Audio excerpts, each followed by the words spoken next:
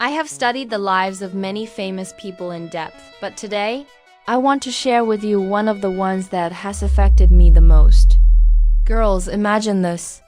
The American dream strutting in high heels, turning every head in the room. I'm talking about Gia Carangi. Now look into the light with your head. Turn your head into the light. And chin down into the light. That's a turn. You go, okay, beautiful like that.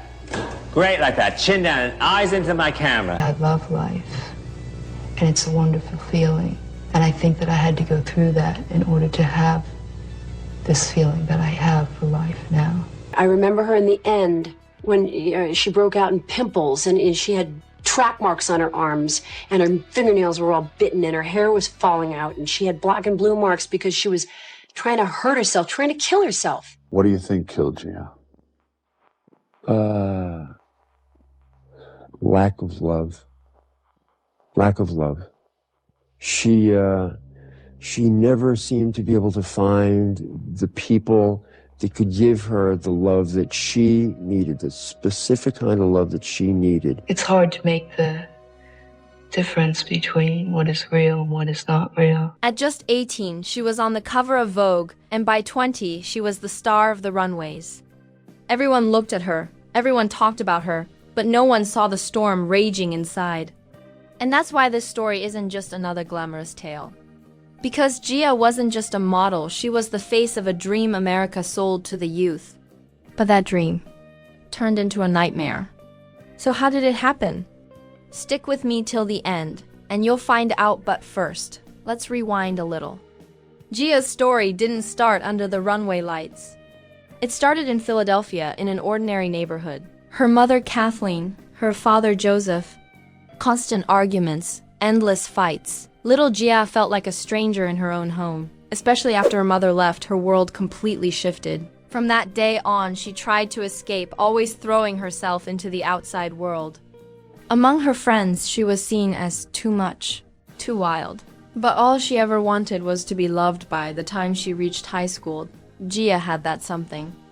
The reddish-brown hair, those wild eyes. Everyone noticed she had it. Her friends teased her, saying, "You're gonna be a movie star." But no joke could ever fill the emptiness inside her. She was searching for a place to belong. And that's when fate stepped in one night outside a bar in Philadelphia. A photographer spotted Gia. "You should be a model," he said. Gia laughed at first. She had always felt ugly. Imagine a girl constantly pushed aside by her family, teased at school, suddenly being invited into the brightest spotlight. And yes, Gia took that step. This was her beginning. Gia's story began moving from the streets of Philadelphia to the bright lights of New York City. At 17, she walked into the legendary Ford model's office. But Eileen Ford's verdict was sharp. Too wild. Too undisciplined. She couldn't see the fire inside Gia. And that's when another agency, Wilhelmina, Models, opened its doors. Wilhelmina Cooper herself saw the raw power in Gia that others had overlooked when Gia moved to New York. She was still just an ordinary teenager, living in a small Brooklyn apartment, eating takeout dinners alone. But the second she stepped onto a runway or stood in front of a camera, she transformed. In 1979, she graced the cover of American Vogue. Her energy, her daring gaze, it was all there on the page. The fashion world knew instantly. A star was born. Gia stormed into the 1980s fashion scene. Dior, Versace, Armani, everyone wanted to work with her. On shoots, her energy was electric. Photographers described her as born for the camera. Watching her pose felt like watching a rock star command the stage, but behind the scenes, it was different. Gia looked flawless in front of a lens, but when the cameras turned off, the loneliness returned. City lights, parties, fame. None of it filled the emptiness she carried inside. Friends would later say, she was either at the top or at rock bottom. There was no in-between. New York's designers turned Gia into an icon. She was now being called the first supermodel, but she was also standing at the edge of danger. Because the fashion world of that era wasn't just beauty and fame, it was also drenched in darker habits. And Gia was right in the middle of it. That door led to the cruelest part of her story. Imagine this. You're not even 20 yet. and the world's biggest brands are chasing after you. For Gia, the early 1980s were like living in a dream. On Versace's runway, she was front and center. In Dior's windows, her face was shining. And most importantly, Vogue covers. She landed them back to back, so many times that the fashion world started calling her the first supermodel, but fame isn't always a sparkling gown. As Gia's name grew, so did the parties. Think of New York's legendary nightclub Studio 54, for example. It wasn't just about dancing. It was about fame, drugs, and scandal. Gia would walk in like she owned the place, cameras flashing, everyone staring in awe. Yet, right in the middle of that crowd, she felt completely alone. Friends recalled, Gia would hold a drink, but most of the time, she'd set it down and drift away. Because she found her escape elsewhere, cocaine. At first, she thought, just a little, just for energy. But soon that little became the thing filling a much bigger void inside her. And then there were the paparazzi. Back then, the press called her crazy beautiful. It wasn't just about what she wore, it was her actions. Her friendships, her romances that became headlines. For Gia, being in the spotlight was thrilling and suffocating all at once, and honestly, this is where the gap between influencer life and real life shows. Because from the outside, we all looked at those Vogue covers and thought, I wish I were her. But the real Gia? She'd go home, stand in front of the mirror, and ask herself, am I really beautiful enough? And she never found a clear answer to that question. Girls, brace yourselves. Because this is where Gia's life really darkens. At first, cocaine was just an escape. But soon, that escape turned into chains. Not long after, heroin entered her world. Together, they seemed like her closest friends, but in reality, they were her greatest enemies. She started showing up late to fashion shows. Back then, Fashion Week was like military discipline. Everyone had to be on time, everyone had to be ready. But Gia often disappeared backstage, locking herself in the makeup room for long stretches. Most people suspected what was going on, but no one dared say it out loud. Because she still sold covers. She was still the name on everyone's lips. One photographer recalled, when Gia stepped on stage, she was mesmerizing. But behind the lens, sometimes she'd suddenly vanish. When she came back, her hands would tremble, her eyes would glaze over.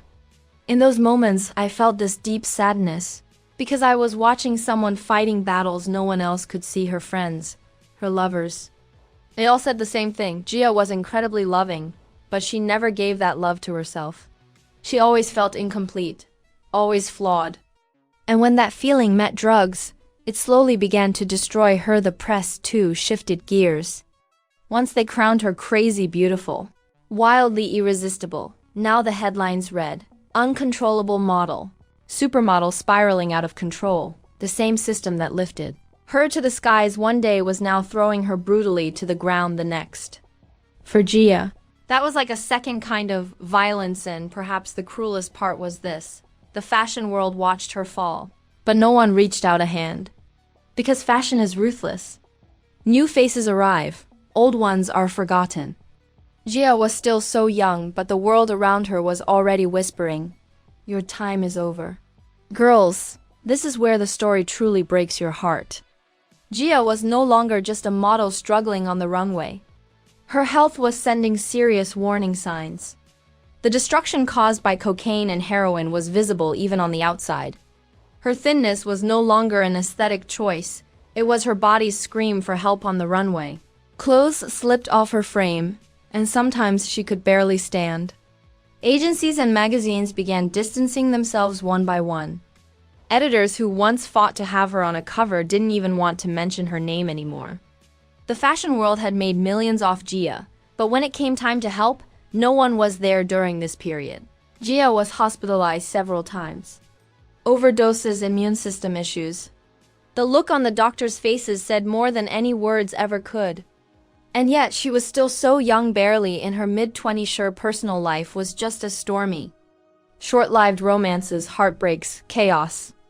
Gia was always searching for love, but the people she encountered often made her wounds even deeper. Even her friends slowly began to drift away. Because staying close to someone battling addiction felt like too heavy a burden for most in the press. Oh, the press! The same newspapers that once called her the new icon were now attaching the word tragedy to her name. Every headline pushed her deeper into isolation. Because Gia wasn't just fighting addiction, she was fighting the judgment of an entire industry. The woman you once saw on the covers of Vogue, the queen of the runway, now getting fired from jobs. That's where Gia had landed. At photo shoots, she would disappear for hours, sometimes never show up, and when she did, she'd fall asleep in the makeup chair. Once, during a Versace shoot, cameras were ready, the crew was ready, even Gianni Versace himself was there. But Gia wasn't. They eventually found her in the hotel bathroom.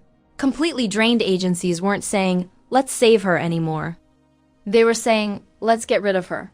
Because in the fashion world, there's a cruel truth. No one is irreplaceable.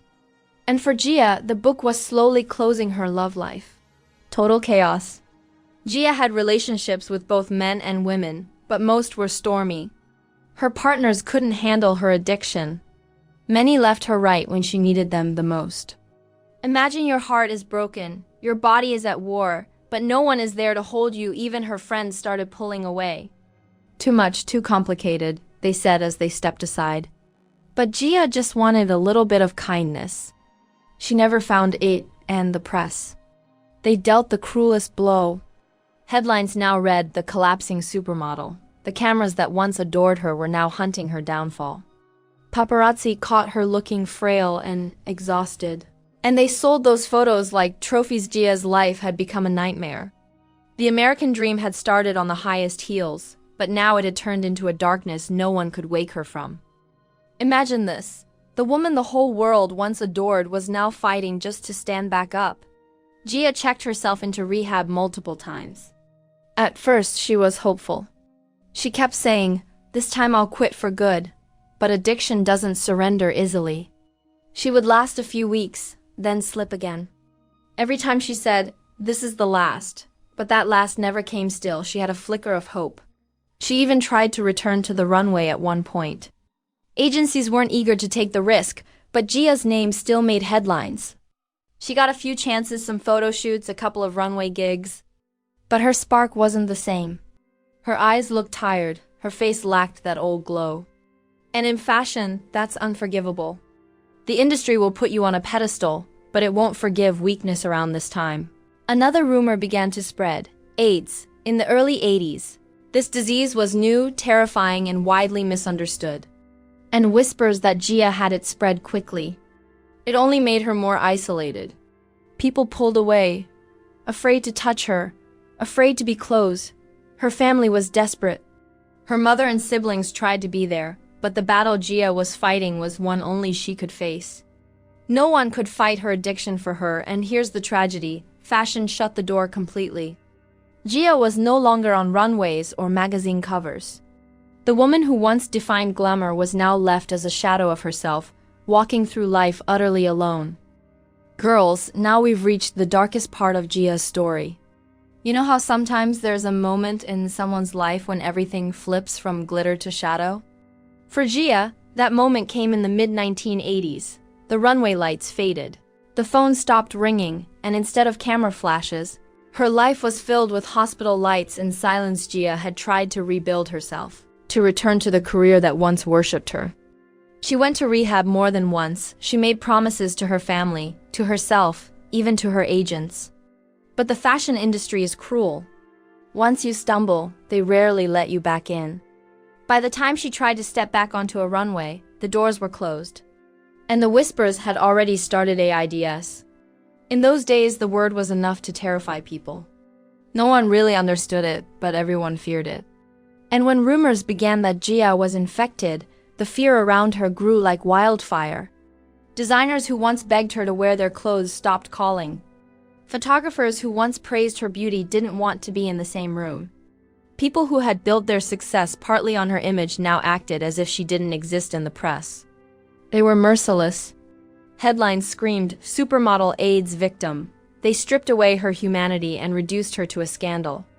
Imagine being only 26 and already written off by the world, not as a person, but as a cautionary tale. Gia was never just a diagnosis, never just a headline. But that's all the media wanted her to be. Her days in the hospital were heavy with loneliness. The rooms felt bigger because they were so empty. Friends, colleagues, the so-called glamorous circle she once had around her gone. People were too scared to visit, too scared to touch her hand, even too scared to say goodbye. Gia, the girl who once defined beauty for an entire generation, was now a ghost in her own lifetime, but she wasn't entirely alone. Her mother, Kathleen, was there. In her final months, Kathleen became her anchor. She brushed Gia's hair, held her hand, begged her to eat, whispered comfort when the world outside only screamed cruelty. That love, that unconditional presence became Gia's last safe space. It's heartbreaking but also deeply human. When the cameras fade, when the crowd disappears, all that's left is family. Even then, the world refused to let her rest with dignity. The gossip columns circled her like vultures, describing her appearance in cruel detail, treating her pain like entertainment. They forgot she was still a young woman, someone's daughter, someone's friend. Instead, she was framed as a tragic symbol. Gia passed away in Philadelphia in 1986. She was just 26 years old. No glamorous farewell, no extravagant tributes. Her funeral was quiet, almost invisible compared to the life she once led. The girl who once lit up the covers of Vogue and the runways of Paris was buried in silence, and yet, her legacy refuses to disappear. Even now, when people talk about her, they use two phrases side by side. The first, supermodel, and the most tragic story. It's almost impossible to separate the two. Gia's life was both a warning and a legend. She embodied the highs of fame and the brutal lows of being human in an industry that only loves you when you're perfect. Her story still matters because it forces us to ask, what's the price of beauty? Of fame, of being desired by everyone but loved by so few? Gia's short life gave us an answer we might not want to hear, but one we can't ignore. Gia's death initially created a heavy silence in the fashion world. In the mid-1980s, the word AIDS was something no one dared to say out loud. It was still seen as mysterious, terrifying, and shameful. Many believed the disease only affected certain groups, and the fact that Gia was associated with it shocked the fashion industry to its core. Backstage, in offices, at after-parties, everyone whispered her name, but almost no one spoke it openly. It was as if Gia's tragedy forced the industry to look in the mirror, but instead of facing its own darkness, it chose to turn away. But time changed everything. Gia's story was too powerful to be buried. Losing her at just 26 years old transformed her name into legend. The same fashion world that had once shut its doors on her began, after her death, to reclaim her as the first supermodel. By the 1990s, magazines and newspapers were rewriting her story. Vanity Fair published a long, in-depth article about her rise, her addictions, her loves, and her tragic end. For a generation that had almost forgotten her, Gia was suddenly unforgettable again. Then came the documentaries. In 1998, HBO released the film Gia, with a young Angelina Jolie in the lead role. Jolie's performance was raw and magnetic, and the film introduced Gia to an entirely new audience, many of whom had never even heard her name before. The film earned Jolie a Golden Globe, but more importantly, it made Gia's story impossible to ignore. Gia became more than a fashion figure. She became a symbol in the fight for AIDS awareness. At a time when AIDS was still whispered about, Gia's name brought the conversation into the open. Especially within the fashion world, her story showed that behind the runway lights there were shadows, and that nobody, not even the most beautiful, was untouchable. Today, many supermodels speak of Gia with both admiration and sorrow. Cindy Crawford once said, "Gia's beauty was extraordinary, but her story reminds us of how cruel this industry can be." Naomi Campbell echoed that sentiment. Gia opened the doors, but she paid the price. Gia's legacy isn't only about tragedy. Her story pushed the fashion industry to confront issues it had long ignored: health, addiction, pressure. Many of the support systems that exist for models today, mental health resources, wellness programs, protections against exploitation, owe something to the awareness created by Gia's life and death. But perhaps most importantly, Gia symbolizes that fragile line between beauty and vulnerability. Her face still appears on vintage Vogue covers as a symbol of glamour, but her story tells us beauty alone is never enough. Gia Carangi wasn't just the first supermodel. She was a reminder that fame is built on fragile ground, and sometimes even the brightest lights burn out too soon. After Gia's death, it felt as if all that was left behind were a few photographs, some scattered memories, and an overwhelming silence. But as the years passed, her name grew larger. Gia wasn't just a model. She was the embodiment of both the light and the shadow of her era. Her story forced the fashion world to confront its own cruelty. The same industry that once used her beauty and then turned its back when she fell, later reclaimed her as the first supermodel, in a way. It was a late apology. Gia's mother, Kathleen, would often speak in interviews about how fragile her daughter truly was.